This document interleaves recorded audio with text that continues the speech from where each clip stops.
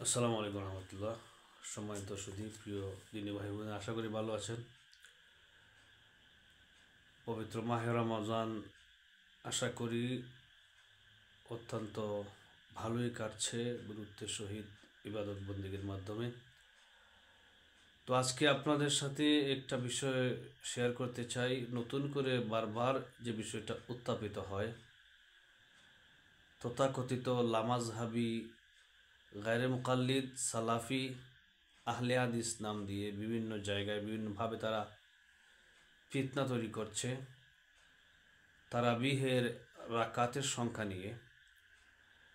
অথচ খলিফাতুল মুসলিমিন ওমর ইবনে খাত্তাব রাদিয়াল্লাহু তাআলা আনহুর জামানা থেকে 1284 হিজরি পর্যন্ত 20 রাকাতই চলে এসেছিল, কোনো একতলাফ ছাড়া। মতানৈক্য ছিল না, ফেতনাও ছিল না।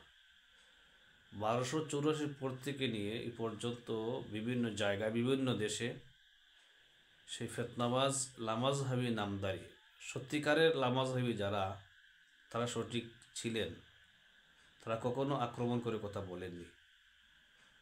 তো বর্তমান সময়ে যারা দাবিদার লামাজহাবি, তারাই কখনো 8 রাকাত, কখনো 12 রাকাত, এইভাবে তারা বক্তব্য দিয়ে আসছেন। এবং জমহুর ফুকাহায়ে কেরাম, মুজতাহিদিন এবং সাহাবাদের, সালাফদের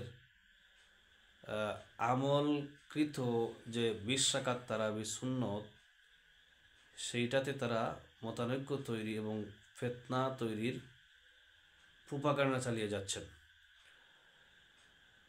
খলিফাতুল মুসলিমিন ওমর ইবনে খাত্তাব রাদিয়াল্লাহু তাআলা আনহুর জামানা থেকে 20 রাকাত তারাবির নামাজ সুন্নত হয়ে এসেছে। উম্মত তাকে গ্রহণ করেছে, সাদরে আমল করে আসছে। কাজেই যারা 8 রাকাত বলছেন, তারা কিয়ামুল লাইল যে হাদিসে এসেছে, সেই কিয়ামুল লাইলকে ধরে তারাবিহকে তারা এটা মেনে নিয়েছেন বা তারা বোঝাতে চাইছেন। অথচ তারাবিহের নামাজ 20 রাকাত, এটা স্বতঃসিদ্ধ সকল ফুকাহায়ে কেরামের, সকল ইমামদের। খলিফাতুল মুসলিমিন ওমর ইবনে খাত্তাব রাদিয়াল্লাহু আনহু জামানা পর্যন্ত নবী তারাবিহের নামাজ 3 দিন পড়েছেন। চতুর্থ দিন আর মসজিদে প্রবেশ করেননি। মানুষ মসজিদে গিজগিজ করছিল। রসুলের পরবর্তীতে এর ব্যাখ্যা করলেন যে, যদি আমি চতুর্থ দিনও গুরুত্ব দিয়ে পড়তাম, তাহলে হয়তো তোমাদের উপর ফরজ হয়ে যেত, তোমরা তা পালন করতে তোমাদের জন্য কষ্ট হতো। তো নবীজির পর থেকে নিয়ে খলিফাতুর রাসূল আবু বকর সিদ্দিক রাদিয়াল্লাহু আনহু জমানা পর্যন্ত এভাবেই চলছিল। উমর ইবনে খাত্তাব রাদিয়াল্লাহু আনহু জমানার প্রথম দিকে দুজন তিনজন মিলে, চারজন মিলে মসজিদের কোনায় কোনায়, মসজিদ নববীতে তারা তারাবিহের নামাজ পড়তেন। শেষ পর্যন্ত ওমর ইবনে খাত্তাব রাদিয়াল্লাহু তাআলা আনহু 20 রাকাত তারাবির সূচনা করেন উবাই ইবনে কাব রাদিয়াল্লাহু আনহু ইমামতির মাধ্যমে। আর এই সময় থেকে ধারাবাহিক চলে আসছিল। আজকাল শোনা যায় ইদানিং যে বায়তুল্লাহ শরীফ, মসজিদে হারামেও 10 রাকাত তারাবির চূড়ান্ত হয়েছে। এটা মূলত 20 রাকাত তারাবি সুন্নত এর বিরোধী নয়, বরং এটা পলিটিক্যাল সিস্টেম। বর্তমান সময়ে এটা পলিটিক্যাল সিস্টেমে তারা 10 রাকাত তারাবির ওয়ার্ল্ডের মধ্যে প্রচার করতে চায়, যে তারাবির নয় 20 রাকাত নয়, সেটা বোঝানোর জন্য।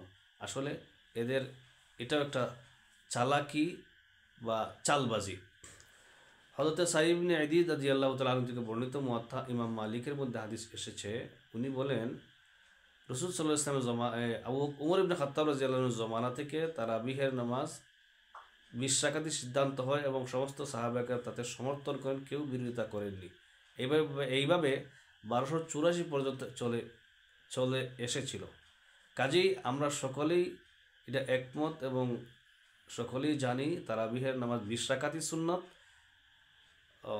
20 রাকাত সুন্নতে মুয়াক্কাদা। হযরতে ওমর ইবনে খাত্তাব রাদিয়াল্লাহু আনহুর ব্যাপারে যে আলোচনা এসেছে, সুন্নত বলে নবীজির আমল ও সুন্নত, সাহাবীদের আমল ও সুন্নত। রাসূল সাল্লাল্লাহু আলাইহি ওয়াসাল্লাম এক হাদিসে বলেন, আলাইকুম বিসুন্নতি ওয়া সুন্নতে খুলাফায়ে রাশিদিন আল মাহদিয়িন। তোমাদের প্রতি সুন্নত আঁকড়ে ধরো, আমি নবীর সুন্নতটাও, আবার খুলাফায়ে রাশিদিনের সুন্নতও।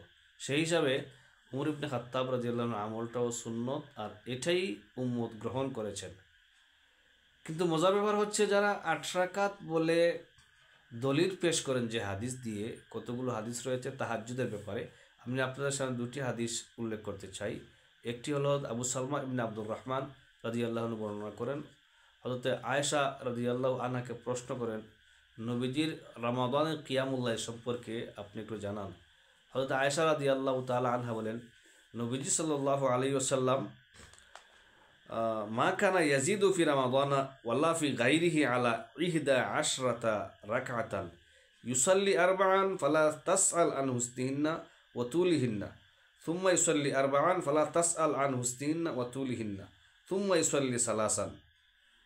তো নবী সাল্লাল্লাহু আলাইহি ওয়াসাল্লামের কিয়ামুল লাইলের ব্যাপারে হযরত আয়েশা রাদিয়াল্লাহু আনহা বর্ণনা করেন নবীজি 11 রাকাত নামাজ পড়তেন, রমাদানেও রমাদানের বাহিরেও 4 রাকাত 4 রাকাত করে পড়তেন। তুমি প্রশ্ন করো না নবীজির এই 4 রাকাত 4 রাকাতের সৌন্দর্য কেমন ছিল এবং কতটুকু লম্বা ছিল।